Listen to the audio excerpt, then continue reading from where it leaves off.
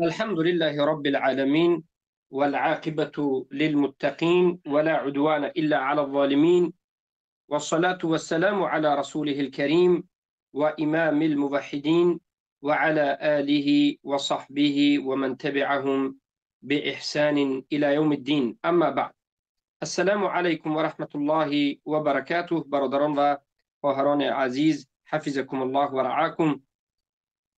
باذن الله سبحانه و تعالی این حلقه هفتم از شناخت خوارج و کشف شبهات آنهاست و در این حلقه به شما درباره نشأت، یعنی پیدایش عقیده خوارج و بالاخره نام‌های خوارج و فرقه های اونها، اگر وقت فرصت داد از فرقه های اونها هم صحبت میکنیم.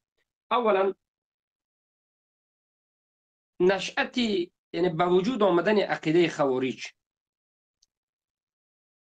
عقیده خوارج در زمان رسول اکرم صلی الله علیه و سلم همچون یک عقیده، همچون یک مذهب به وجود نآمد و این چنین در زمان عثمان رضی الله عنه همچون یک عقیده و همچون یک مذهب به وجود نآمد. در زمان حضرت علی رضی الله عنه اینها جدا شدند. از همین جهت خوارج ها که مرحله دارد علما اختلاف کردند. قول اول همین است که گفتند اولین پیدایش خوارج این ذوالخویصرة التمیمی هست. در اساس اون حدیث های متفق علیه که ما به شما گفتیم، حدیث ابو سعید الخدری رضی الله عنه که به پیامبر صلی الله علیه و سلم یک مردی که ذوالخویصرة بود گفت ای پیامبر عدل نکردی، عدل بکن. بعضی گفتند که اولین پیدایش خوارج انا همون در زمان یعنی رسول الله صلی الله علیه و سلم. قول دوم این است که گفتند خوارج همون وقت همچون یک مذهب، همچون یک جماعت به وجود آمد که به حضرت عثمان ابن عفان رضی الله عنه خروج کردند. وقتی که به عثمان ابن عفان رضی الله عنه خروج کردند، خوارج به وجود آمد و گفتند در همین وقت اینها گویا که همچون یک فرقه خوارج، یک مذهب خوارج به وجود آمد. خیلی که علمای در این باره صحبت کردند.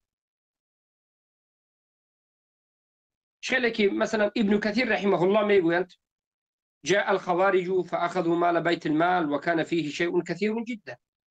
البداية والنهاية مجله هفتم صفحه 189 نظر بکنید. ابن کثیر رحمه الله میگن که خوارج ها آمدند حضرت عثمان رضی الله عنه را به قتل رسانیدند، پول مال بیت المال را گرفتند که خیلی پول مالی زیاد بود. یعنی بعضی از علما اینها را هم گفتند همچون خوارج، پیدایش خوارج. قول سوم گفتند وقتی که طلحه و زبیر رضی الله عنهما به حضرت علی بیعت کردند و بعد از این از اونها جدا شدند، انا از این وقت به وجود آمد.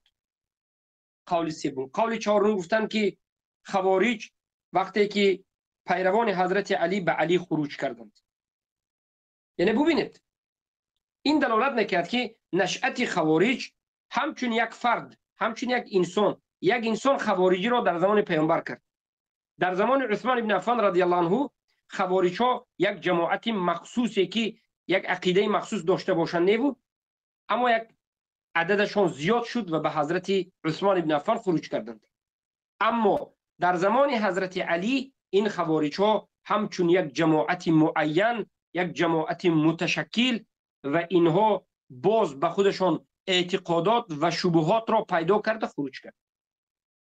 برای همین وقتی که ما خوارج را همچون یک مذهب نظر میکنیم چی میگیم؟ وقتی که یک قسم از لشکری حضرت علی به حضرت علی خروج کرد، انا همینها سرشوی مذهبی خوارج است میگیم. اگرچه خوارج ها پیش از این هم بود، اما در اینجا همچون یک مذهب به وجود آمد و بسیاری علما انا همین وقت را، وقتی خروج کردنی خوارج ها به حضرت علی را میگن که اولین سرشوی مذهب خوارج در انا همین زمان حضرت علی رضی الله عنه است و این قولی اکثر علما است که درباره خوارج صحبت کردند. خیلی که در کتاب مقالات الاسلامیین ابوالحسن العشری هم وقتی که درباره خوارج گپ میزند، یکی از اولین هایی که در کتابش نوشته انا همچنین ذکر میکنه و این چین بغدادی و غیره ذکر میکنه. اما اگرچه اینها بارک الله فیکم در زمان حضرت علی خروج کردند، ولی با وجود همین هم اینقدر عقیده های مخصوصی مذهبی که بعد از این آیسته آیسته به وجود آمد نداشتند. 4-5 مسائل داشتند تمام. خیلی که به حضرت علی خروج کردند، بس یه چیز حضرت ابن عباس مناظره کردند. این بود نشأت خوارج. مسئله دوم، نام های خوارج، اسماء الخوارج، نام های خوارج. خوارج ها چند نام دارند یا چه خیلی نام ها دارند؟ بارک الله فیکم. خوارج ها مشهورترین و معلومترین نامشان انا من الخوارج است. این نامی که قبول میکنند، خودی خوارج ها این نام قبول میکنند. از همین نام هایی که خوارج ها دارند، بعضی از نام ها را خوارج ها قبول میکنند و فخر میکنند از این نامشان، اما بعضی از نام ها را خوارج ها قبول نمیکنند و این نام را نام همچون یک طعنه به خوارج گفته میشود. خودی خوارج ها بعضی نام ها را قبول نمیکنند. اما انا همین نام خوارج گفتن خوارج ها در اولین در نسبت خوارج های زمان قدیم آنها فخر میکردند. کسی اگر آنها را خوارج گفت فخر میکرد. این لقب دوست میداشتند. میگفتند که بله ما خروج کردگان هستیم به خاطر تطبیق حکم الله، ما خروج کردگان هستیم به خاطر ظاهر کردن حق. و آیت یک چند آیات رو دلیل آوردن. سوره نساء آیت 100 مثلا میگفتند که انا اینجا الله میگه و من یهاجر فی سبیل الله یجد فی الارض مراغما کثیرا وسعا و من یخرج من بیته مهاجرا الی الله. انا اینجا میگه الله میگه که هر کسی که خارج شود از خانه اش مهاجر به سوی الله و رسولش. خوارج ها خودشان را مهاجر به سوی الله و رسول، به سوی حق میگفتند و بالاخره لقب خوارجی را لقب مدح، لقب ذم و بدی نمیدونستند، لقب خوب میشد، پرسان میشد. اما وقتی که اگر خوارج را به معنای اینها خارج شده از دین، خارج شده از جماعت، خارج شده از جماعت صحابگان گفته شود، بله از این جهت بعضی از معنا را خوارج خودشون قبول نمیکردن که ما از دین خارج نشدیم، میگن ما از جماعت خارج نشدیم. ولی بالاخره ما وقتی که خوارج ها را خوارج میگیم یا صحابگان در زمان خودشون وقتی که خوارج را خوارج میگفتند، مقصدشون همین بود که خوارج ها از دین برآمدند، از جماعت مسلمان ها جدا شدند و به علی به یک حاکم شرعی خروج کرد. به این معنا میفهمید. بارک الله فیک. خیلی که خودی همین خوارج ها میگوید، یکی از اینها که محمد بن عبدالله السالمی الاباضی هست، اباضی خوارجی، میگه که کان اسم الخوارج فی زمان الاول مدحا. نام خوارج گفتن میگه در اول در زمان حضرت علی خوارج ها وقتی که برآمدند و به آنها خوارج گفته شد، این مدح بود. اما دشمنان حضرت علی، خروج کردگان به حضرت علی، از نام خوارج لذت میبردن، قبول میکردن و خرسند میشد و میگفتند که بله ما خوارجیم. این طایفه ای که است خوارج ها، طایفه ای که برای میگه غزو جهاد در راه الله برآمده گفته، خودشون خرسند میکردن. سوره توبه آیه 46 میخوندن ولو ارادوا الخروج لاعدوا له العده. اگر خروج خواهند گفته این آیات رو میآوردن. فهمیدید؟ یعنی خودی خوارج ها لذت میبردن از نام خوارجی. اما آیسته بین خوارج ها خودشون اختلاف فرقه های گوناگون که شد و دیگر از این نام بسیاری اونها دست کشیدن. این اولین نام این جماعت چی بوده است؟ خوارج. و همین خوارج ها نام دیگر و نام خیلی مشهور دارند. حروریه، حروریتو نام دومی مشهورترین خوارج ها که اونها را حروری گفته میشد. برای چی؟ برای اینکه اینها وقتی که به حضرت علی رضی الله عنه خروج کردند به یک منطقه که تقریبا از کوفه بود 3 کیلومتر یا 3.5 کیلومتر بیرونتر است، از کوفه رفتن در همونجا جمع شدن که نام اون منطقه حرورا بود و اون خوارج ها را نسبت داده شد حروری به همون. حتی در حدیث صحیح مادرمان عایشه رضی الله عنها است، حدیثی که متفق علیه است، یک زن به مادرمان عایشه رضی الله عنها سوال میکند که برای چی میگه وقتی که زنها حائض شوند روزه را قضا میدارند اما نماز را قضا نمیدارند؟ برای چی نماز را قضا نمیدارند؟ روزه را قضا میدارد. زنها اگر مثلا ببینید در وقت ماه مبارک رمضان زن اگر حائض شود روزه اش را بعد از ماه مبارک رمضان قضا میدارد تا سال آینده، اما نمازش را زن قضا نمیخواند. نمازی که به سبب حیض ترک کرده بود قضا نمیخواند. به مادرمان عایشه رضی الله عنها یک زن سوال میکرد که چرا روزه رو قضا میخونیم نماز رو قضا نمیخونیم؟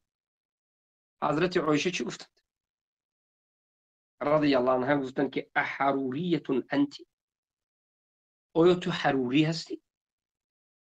از سوال فهمیدن که این سوال دهنده یگون مشکلی دارد. برای همین حضرت مادرمان عایشه به سوال دهنده گفتند که آیا تو خوارج هستی؟ یعنی آیا تو حروری هستی؟ حروری یعنی خوارج. برای آن که همون کسانی که به حضرت علی خروج کردند و به همین منطقه حرورا رفتند و آنها را حروری گفته میشد، خوارج ها را نام دومشان حروری بود، به خاطر همین نام منطقه را گذاشتن یعنی حروری ها گفتند. انا همین عقیده را داشتند که آدم زنی که حیض می شود نمازش را هم قضا می خواند. این خوارج ها جوهلا، حروری های جوهلا گفتند که خیلی که زنی حائضه ماه مبارک رمضان را قضا می دارد نمازش را هم قضا می خواند. برای همین وقتی که یک زن از مادرمان عایشه رضی الله عنها پرسید که چرا نماز را قضا نمیخونیم وقتی که حیض شدیم اما روزه ماه مبارک رمضان رو قضا میداریم گشت، حضرت عایشه یک بار گفتن آیا تو خوارج هستی؟ زیرا که این عقیده خوارج است که هم نماز هم روزه و نماز رو هم قضا باید خونده شود. بارک الله فیکم. پس این دلالت میکند که خوارج ها همچون مذهب همچون اعتقاد وقتی که از حضرت علی جدا شدن انا همچنین اعتقاد هم پیدا شد. اعتقادشان در مسائل فقهی احکام هم بعضی مخالفت ها را شروع کردن. این نام دومی مشهورترین این چنین خوارج حروری گفته میشد اینها را. بارک الله فیکم. این نام هم از مصعب ابن سعد ابن ابی وقاص، از فرزند سعد ابن وقاص به خوارج ها گذاشته شده است. هم الحروریت. آیا این آیت سوره کهف آیت 83 قل هل ننبئکم بالاخسرین اعمالا آیا این به حروری ها نازل شده است؟ گفته سوال میکرد، زیرا بعضی از صحابه اعتقاد داشتن که نوعات به حروری ها دلالت میکرد. حضرت علی به حروری ها میگفت، به خوارج ها عمل های کردهشون بیهوده است میگفت، زیرا که عمل زیاد میکنن، پیشانی هاشون از نماز خواندن یغیر شده کفیده است، دست و پای هاش خون میبرارد از سبب چه؟ عبادته، اما قبول نیست. الله المستعان. پس برادران و خواران عزیز، نام مشهورترین خوارج ها دوم نامش چی بوده است؟ حروریه. حروریه. نام سوم اینها یکی از نام های مشهورترین خوارج ها این اشوراتو، یعنی معناش فروخته ها یا نفس هایشان را فروخته ها، که این نام را هم خوارج ها خیلی دوست می داشتند. این نام را هم خوارج‌ها دوست نداشتن. نظر کرد به کتاب فرق معاصره مجله یکم صفحه 230 خوارج و تاریخشون و آراشون میبینید در اینجا که ذکر شده است. شورا یعنی چی؟ اینا کسانی هستند که نفسهای خود را فروختند به الله به عوض جنت و دلیل می آوردند. این نام را خوارج‌ها به خودش گذاشته است که ما شورا هستیم، ما نفسهای خودمون را به عوض رضایتی الله، به عوض جنت به الله فروختیم میگفتند و به خودشون لقب شورا میموندن، فروخته ها. و آیت رو دلیل میگفتن، سوره توبه 111 رو میگفتن که ان الله اشترى من المؤمنین انفسهم و اموالهم بان لهم الجنه یقاتلون فی سبیل الله. به درستی که الله خریده است از مؤمنان نفسهایشان و مالهایشان را و به عوض آنها جنت را برای آنها داده است که آنها چه؟ یقاتلون فی سبیل الله، در راه الله میجنگند. و خوارج‌ها از این نام هم لذت میبردن و خودشون شورا میموندن.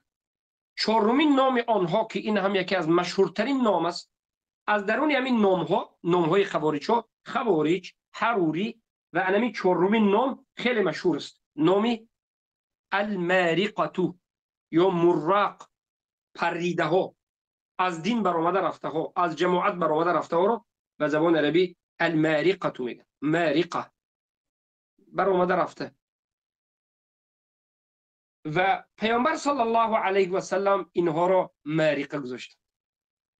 خیلی که از علی رضی الله عنه روایت است که قال سمعت رسول الله صلی الله علیه و سلم یقول سيخرج قوم في آخر الزمان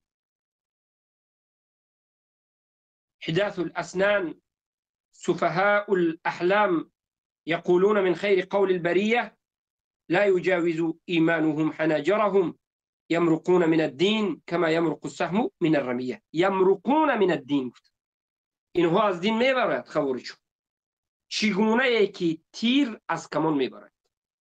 و پیامبر صلی الله علیه وسلم این لقب مارقه را به اینها داد. این حدیث متفق علیه است. حالا لفظی که خوندیم لفظ امام بخاری است، در صحیح بخاری آمده است. امام بخاری با رقم 6930 و مسلم با رقم 1066 روایت میکنه. بارک الله فیک. و پنجمین نام آنها محکمه هست.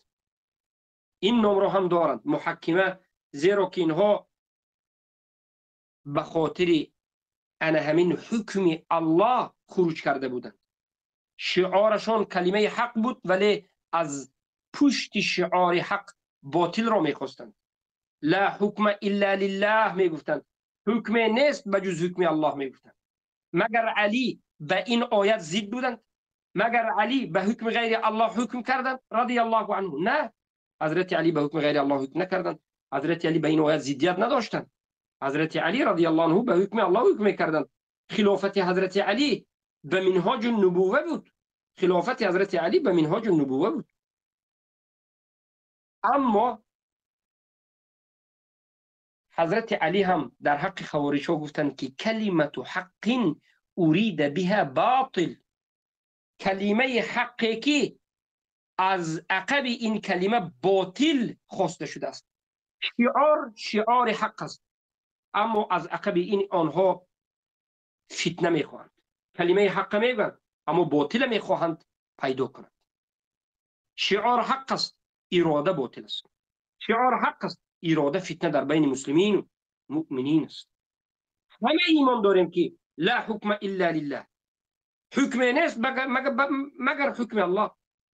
حکم غیر الله کفر است و شرک است، طاغوت است و جاهلیت است. افحکم الجاهلیت یبغون وقد امروا ان یکفروا به یریدون ان یتحکموا الطاغوت وقد امروا ان یکفروا به.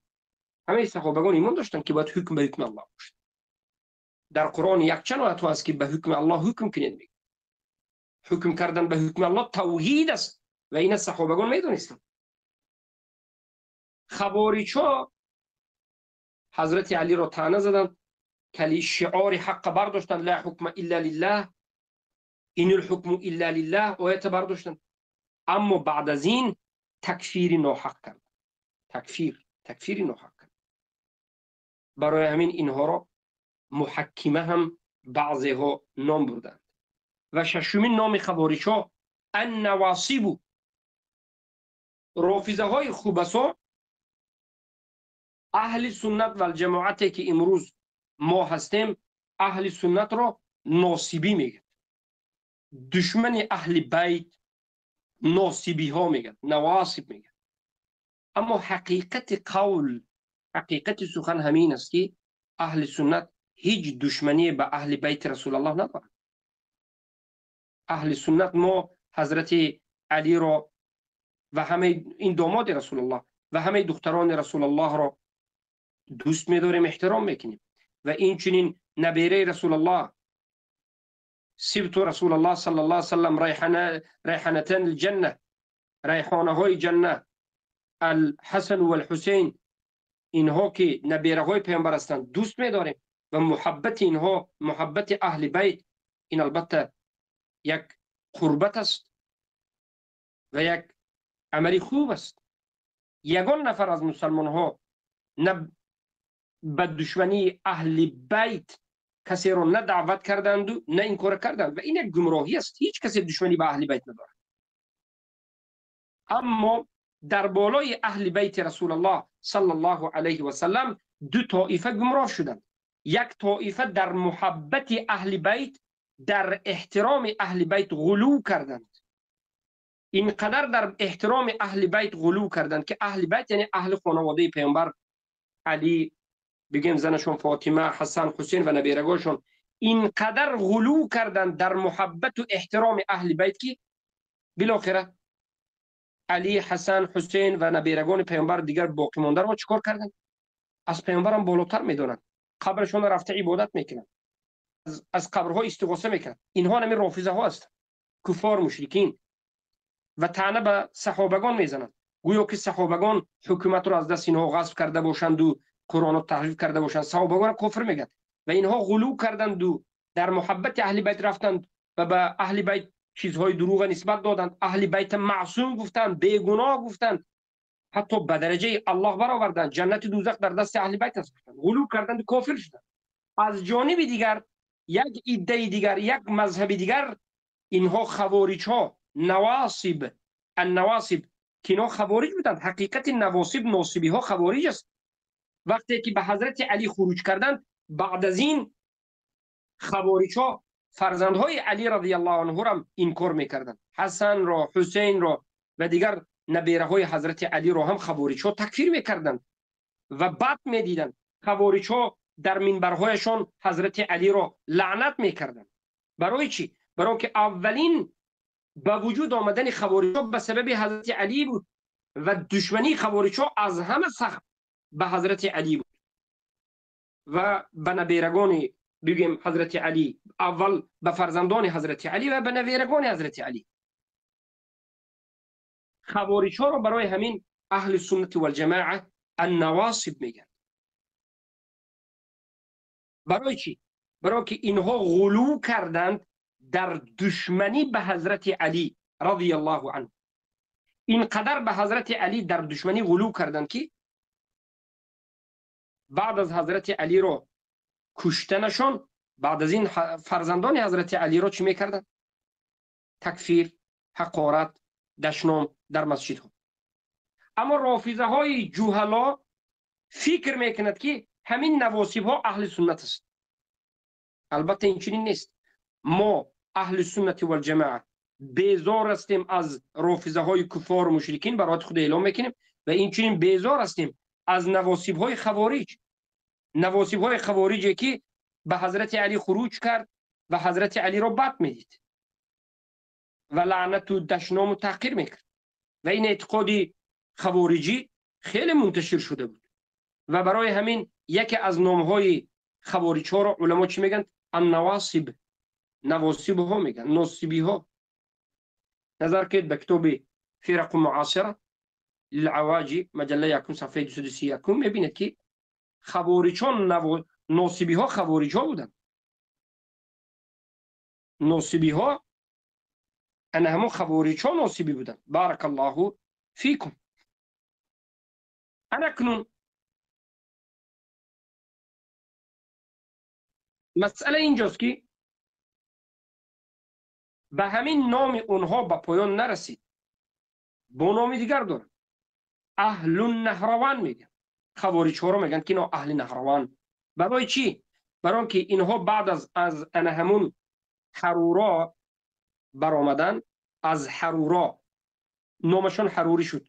بعد از این دومین منطقه که رفتن، در اونجا جنگ شدید بین حضرت علی و خوارج ها شد و در همونجا حضرت علی خوارج ها را شکست دادند.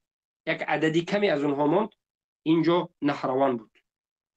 برای همین خوارج ها را اهل نهروان هم گفته است. یا که مکفره، خوارج ها را به نام مکفره یا که تکفیری ها هم گفتگی هستند. زیرا که خوارج ها برای چی تکفیری گفته می شوند؟ برای آن که به گناه کبیره تکفیر میکنند. خوارج ها را یکی از نامشان چی است؟ تکفیری. برای چی؟ برای که به نام اسلام، از نام اسلام به گناه کبیره تکفیر میکنند. هر کسی که گناه کبیره کرده است در نزد خوارج کفر است. گناه کبیره چی است؟ گناه کبیره خود شما میدونید که زیاد است. مسخره گناه کبیره، غیبت گناه کبیره، شراب، زنا، دزدی گناه کبیره، همه ای یا قماربازی، ریبا و غیره. هر کسی که همین گناه های کبیره رو کرد، خوارج ها انا همچون آدم میگفتن کافر است، در این دنیا جنازه کرده نمی شود، توبه نکرده، مسلمان نشده، تجدید ایمان نکرده بمیرد، ابدالابد خالد مخلد فی جهنم میگفتن، یعنی در دوزخ هست میگفتن. و البته این تکفیری که خوارج ها کردن تکفیری باطل است. الله سبحانه و تعالی شرابخور را، ریبا انجام دهنده را، ریباخور را، یا رشوه دهنده را، یا مسخره و استهزاء کننده، بگیم مسلمان را، شریعت را نه، مسلمان را مسخره میکند، شوخی میکند، غیبت میکند، تهمت، این چیزا را الله سبحانه و تعالی گناه کبیره حکم کرده. معناش این است که هر کسی که این گناه ها را انجام میدهد کافر نمیشود. یک گناه بزرگ را انجام داده، ایمانش ناقص شده است، توبه نکرده از گناه کبیره بمیرد، در زیر مشیت الله است. الله خود میبخشد به کسی خود نخواد، عذابش را میکشد. بعد از جهنم در آمدن، بعد به سبب شفاعت، به سبب رحمت الله و غیره، و بعد از گناهش پاک شدن به جنت میرد. یعنی هر کسی که گناه کبیره کرد، اگر همون گناه را حلال نداند، همون گناه را حرام شماریده کرده باشد، این انسان آخر الامر جنت میرد. اما خوارج ها میگن که گناه کبیره را هر کسی که کرد ابدالابد جهنمی است. برای همین خوارج ها رو تکفیری گفته میشه. برای چی؟ تکفیرشان موافق شریعت نیست.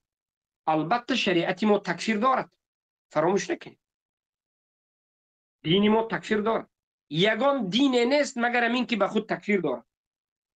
ما جاء نبی الا بتکفیر المشرکین. یگان پیامبر نآمدند مگر به تکفیر مشرکین. تکفیر هست که اصل دین است، تکفیر هست که از واجبات و ضرورات، و تکفیر هست که حرام است و کفر است. تکفیر حرام و کفر، تکفیر کردن مسلمان، تکفیر کردن به گناه کبیره، تکفیری که الله نکرده لیکن یک آدم میکند، به مانند خوارج. اما تکفیری که اصل دین است، تکفیر طاغوت ها، تکفیر کفار یهود و نصارایی که دینشون دیگر دین است و خودشون ما مسلمان نیستیم. بارک الله فیکم. الحمدلله. برای همین برادران و خواهران عزیز، یکی از نامهای مشهور خوارج ها این چی است؟ انا همین مکفره، یعنی تکفیری ها. اما امروز همین نام خوارج ها را جهمی های زمانه، تکفیری های واقعی زمانه، جهمی هایی که مشرکین را مسلمان گفته دفاع میکنند و مسلمان ها را کافر میگویند، این جهمی های خوبسا نام خوارج تکفیری را به اهل سنت میدهند. خوارج ها باشد اهل سنت جهمی میگوید، جهمی ها اهل سنت تکفیری و خوارج میگوید. در همین مسئله تکفیر جهمی ها معلومات که ندارد، جهمی ها اصلا در دین اونها، در اعتقاد اونها که اصلا تکفیر وجود ندارد، کمی تکفیر حقیقی رو دیدند، فکر میکنند که تکفیر فقط در مذهب خوارج است. نه، تکفیر در دین اسلام است. اما خوارج ها در تکفیر قاعده را برآوردن که در اسلام نیست، به گناه کبیره تکفیر کردن. برای همین خوارج ها را چی میگفتن؟ مکفره، زیرا که اینها کسانی بودند که تکفیر کردند به گناه کبیره. و نظر کنید به کتاب الخوارج اول الفرق فی تاریخ الاسلام صفحه 3 نظر کنید، اونجا این نام میبینید. هفتمین نام، بگیم هشتمین یا نهمین نام خوارج ها از سبعیه میگن. سبعیه، همین نام هم نام رافضه هست و هم نام خوارج است. ما رافضه ها را هم سبعیه میگیم و خوارج ها را هم سبعیه میگیم. چرا؟ سرشوی رافضه از عبدالله ابن سبع یهود است. امامشان، اصلشان، اصل شبهه رافضگی از عبدالله ابن سبع یهودی است، یمنی. و اصل فتنه شبهات خوارج هم از عبدالله ابن سبع یهودی است. رافضه در حق علی غلو کردند، حضرت علی را اله گفتند، به حضرت علی رضی الله عنه سجده کردند، به سبب همین شبهه هایی که همین عبدالله ابن سبع یهودی آورد. عبدالله ابن سبع یهودی غلو کردن در حق حضرت علی را به وجود آورد. برای همین رافضه ها پیروان عبدالله ابن سبع یهودی سبعیه هست. و این چنین عقیده خوارج را به حضرت عثمان خروج کردن را و بعد از این به حضرت علی پیوست شده، به حضرت علی، انا همون کسانی که به حضرت عثمان خروج کرده بودند، شاگردان عبدالله ابن سبع یهودی به حضرت علی خروج کردند، ضد حضرت علی کار کردن را هم از عبدالله ابن سبع یهودی آموختند و نشأت گرفت. برای همین خوارج هم سبعی است. این چی را دلالت میکند؟ این دلالت میکند که یهودی خبیث از یک طرف به واسطه غلو کردن در حق علی کوشش کرد که اعتقاد عده را ویران بکند، فتنه را ایجاد بکند، و از جانب دیگر از خروج کردن به حضرت علی یک فرقه را ایجاد کرد و باز خواست که مسلمان ها را از این جانب ویران بکند. لیکن بالاخره هم رافضه سبعیه هستند، هم خوارج. الله المستعان.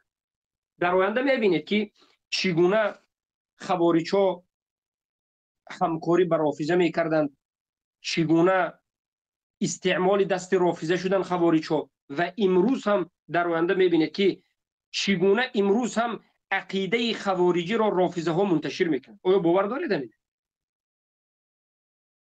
رافضه ها برای بدنام کردن اهل سنت یکم، یعنی ببینید رافضه ها خوارجی را نصرت میدهند، منتشر میکنند و یک چند فایده ها دارند. یک چند فایده ها را میخواهند که نتیجهش رو ببینند. اولین فایده ای که رافضه ها از منتشر کردن خوارجی میگیرد، بد نشان دادن عقیده اهل سنت. خوارج نشان دادن عقیده اهل سنت به همه دنیا، مردم مسلمان های عادی را از اهل سنت نفرتناک کردن و بعد از این چیکار کردن؟ رافضه رو منتشر کردن. ثانیا، با منتشر کردن عقیده خوارجی در بین مسلمان های اهل سنت فتنه و تفریقه را به وجود آوردن. برای همین امروز هم میبینیم که خوارج ها با حکومت رافضه ایرانی امروزه مجوسیه همکاری دارند و آرام کار خود را خوارجی را ادامه دارند. و حتی رافضه های تاجیک تقریبا 20 سال پیش رساله ها می نوشتند، به تاجیکی می گردانیدن، کوشش می کردن. رساله شان شیخ الاسلام محمد بن عبدالوهاب کافر است، ابو حنیفه کافر است، گفته رافضه ها کتاب می نویسند. اکنون ببینید که خوارج ها در بین رافضه به وجود آمده، میگه که ابو حنیفه کافر است، ابو حنیفه را کافر نگفتم کافر است، محمد بن عبدالوهاب کافر است، محمد بن عبدالوهاب کافر نگفتم کافر است. گفته همین عقیده را خوارج ها منتشر میدهند. در کجا؟ از سرزمین رافضه ایستاده. خودی بنده شاهدم که 20 سال پیش رافضه را دیدم که به خط کریلی تاجیکی بازگردان میکرد از فارسی تکفیر ابو حنیفه گفت و از کتابهای خود اهل سنت این چیزها را نقل میکرد و اونها میخواستند که مسائل زنده شود و در بین امت پراکندگی به وجود آید. ببینید چقدر خطرناک است، ببینید چقدر مسئله خطرناک است. الله المستعان. و در بسیار حالت خوارج ها بازیچه دستی رافضه ها شده هستند، فروخته شده هستند. برای همین رافضه ها وقتی که خواهد که یک جماعت مسلمان ها را، یک جماعت جهادی را یا یک حکومت اهل سنت مسلمان ها را شکست بدهد، نابود کند، خوارج ها را کمک میکند، نصرت میدهد، یاری میکند و این خوارج ها میبرایند بعد از این ضد اهل سنت میزنند. الله المستعان. خیلی احتیاط باشید، خیلی احتیاط باشید. اکنون بارک الله فیکم. این بود نام نهم خوارج ها، گفتیم سبعیه. نام دهم خوارج ها این شکاکی است. خوارج ها نامشون یکی از نامهاشون شکاکی است. برای چی؟ برای اون که گفتن که علی را گفتن که ای علی تو کافر شدی برای اون که تو شک کردی در حکمت، در امیر بودنت، در خلیفه بودنت. دشمنت رو در بالای نفست حاکم قرار دادی. وقتی که تو شک کردی تو کافری. برای همین از همین جا گرفته شده خوارج ها رو شکاکیه میگن. این 10 نام، این 10 نام غیر از این ازاریقه، عبازیه، اینها هم بعضی از علما گفتن که اینم نام های خوارج است. ازاریقه ها یا عبازیه ها، عبادیه، اینم نام خوارج ها است گفتن. اما بهترش این است که علمای محققین گفتن که نه، این نام نیست، بلکه گفتن این نام یک فرقه است. یعنی عموما همه خوارج ها را ما چی میگیم؟ خوارج، حروری، شکاکیه، سبعیه، شورا، مارق. از همه مشهورترینش چی است؟ خوارج، حروریه، بعد از این المارقه، المارقون، کلاب النار هم بعضی از علما گفتن. و بعد از این بارک الله فیکم انا همین سبعیه، یهودیه. اما باقی مانده نام هایی که هست اینها نام های فرقه. مثلا عبادیه یک نمود خوارج است. بعد از این ازاریقه یک نمود دیگر خوارج است. نجدات یک نمود دیگر خوارج است. حالا ما به شما نام رو گفتیم، نام خوارج ها رو بالعموم گفتیم که نامشون این است. اما در دوام صحبت ما به شما فرقه های اینها رو میگیم. اینها در اول وقتی که به حضرت علی رضی الله عنه خروج کردند، بارک الله فیکم، اینها یک جماعت بودند. 6000 نفر 3000ش توبه کرد، یا 8000 نفر 4000ش توبه کرد. 4000 یک جماعت بودند. یک چند عقیده های باطل داشتند. اما به مرور زمان خوارج ها در بینشون اختلاف و جماعه یک چند جماعت ها به وجود آمد. یک عده خودشون را گفتند ما قاعدی هستیم، یعنی ما حضرت علی که ضد هستیم، حضرت علی را مسلمان نمیگوییم، علی را مسلمان نمیگوییم. گفتند ما ضد علی جنگ نمیکنیم. البته این مثال است، زیرا که اولها همه جنگ کردند. این بعد از وفات حضرت علی قاعدیه به وجود آمد. یعنی گفتند که بله ما عقیدمون مثل عقیده شما هست، ما این مسلمان ها را کافر میگوییم، به گناه کبیره کافر میگیم، حکومت ها را کافر میگیم، اما ضد حکومت ها خسته جنگ نمیکنیم. ما گفتند آرام زندگی میکنیم. این خوارج ها تا به حال وجود دارد. سرزمین خوارج ها در کجا است امروز؟ امروز خوارج دولت دارد به خودش. ببینید امروز رافضه به خودش دولت دارد. امروز خوارج به خودش دولت دارد. علوی به خودش دولت دارد، بجز اهل سنت و الجماعه به خودش همه به خودش دولت دارد، حکومت دارد. اهل سنت و الجماعت به مذهب اهل سنت و الجماعت آزاد و واضح، انمی فقط حکومت ندارد. یک دولتچه هست، حکومتچه هست، عمان میگن. عمان اگر نیم جزیره عربی که سعودیه بینید، در پشت سعودی یمن است در یک طرفش، در یک طرف سعودی عمان است. عمان یک پهلوش بحر است، یک پشتش سعودی، یک پهلوش یمن است، یک پهلوش دولت امارات است، امارات عرب، ابوظبی و دبی و اینا. انا همه یک دولتچه است عمان. اینها را سلطنت میگن، کشوری پادشاهی سلطنت. انا من حکومت خوارجی است، انا منها عبادی است، خوارجی است. تو به حال من عقیده خوارجی را دارد، به خودش علما دارد، به خودش مدرسه و مکتب و یونیورسیته دارد، کتاب دارد، اعتقاد خوارجی دارد، عبادی زندگی میکرد. انا مرهم کسی که خوارج که ضدیت کردنی باشد مرحمت، اما هیچ کسی در حق اونها گپ نمیزنه. همه اهل سنت خوارج میگه. برای چی؟ برای که اونها حکومت دارد، آنها پول دارد، آنها نفت دارد. اهل سنت چی دارد؟ بعضی میگن که حکومت سعودی اهل سنت است. حکومت سعودی یک حکومت فروخته شده است.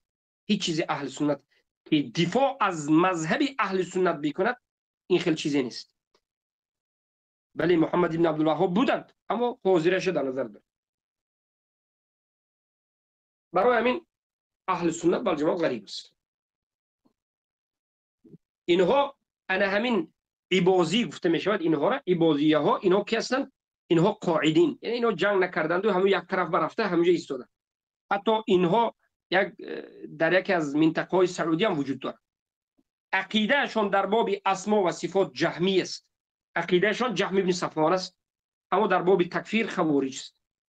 البته ما در آینده به شما ذکر میکنیم که عقیده اونها آهسته رفته اینها جهمی شدند. بله، در باب اسما و صفات جهمی شدند، در باب اجتهاد اهل تعطیل و تعویل و تحریف شدند، و در باب ایمان، در باب تکفیر البته خوارج.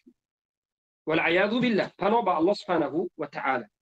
این معنای این را دارد که آدمی که به یک بدعت داخل می شود توبه نمیکند، آهسته بدعت زیاد شده رفتن میگیره. یک فرقه، یک جماعت، یک مذهبی که یک مخالفت به شریعت را کرد و باز نگشت، به سبب این مخالفت های دیگر به وجود میاد. اما فرقه های خوارج را علما گفتند که فرقه اولین اینها محکمه هست، فرقه دومی این خوارج ها ازاریقه هست، فرقه سومین خوارج ها النجدات هست، و فرقه چهارمین خوارج ها الاباضیه هست. من همین اباضیه شما گفتم که حالا حکومت دارد، حاضر هست، در عمان هست. و فرقه پنجمین اینها الاجاریده هست، فرقه ششمین اینها البیهسیه هست، و فرقه هفتمین اینها الصوفریه هست، و فرقه هشتمین اینها الازاریق. البته گفتیم ازاریقه در اول. 7 فرقه. خوارج ها به چند فرقه مشهورترین؟ 7 فرقه مشهورترین تقسیم میشود و اینها بین همدیگرشون اختلاف است. یک عده از خوارج ها به مانند ازاریقه از همه غلاترین خوارج ها که دیگر خوارج ها را حتی تکفیر میکنند. البته که با همین امروز صحبت خود را در باب خوارج شناسی به پایان میرسانیم. من فکر میکنم در حلقه آینده درباره هر یک همین 7 فرقه خوارج و اعتقاد اونها 10 دقیقه یا 5 دقیقه 7 دقیقه صحبت کرده 7 فرقه خوارج را به شما شناس میکنیم، تا که شما فهمید که امروزه خوارج هایی که امروز هستند، خوارج جدود، این جوان هایی که امروز گمراه شده ایستادند، به کدام این خوارج ها رفته ایستادند، به کدامین از این خوارج ها نزدیک هستند، کدامین این از 7 مذهب خوارج کدامی این مذهب را امروز ادامه داده ایستادند. بارك الله فيكم. بروي من تاريخ خوارج شورو مبيني. سبحانك اللهم بحمدك أشهد أن لا إله إلا أنت أستغفرك وأتوب إليك.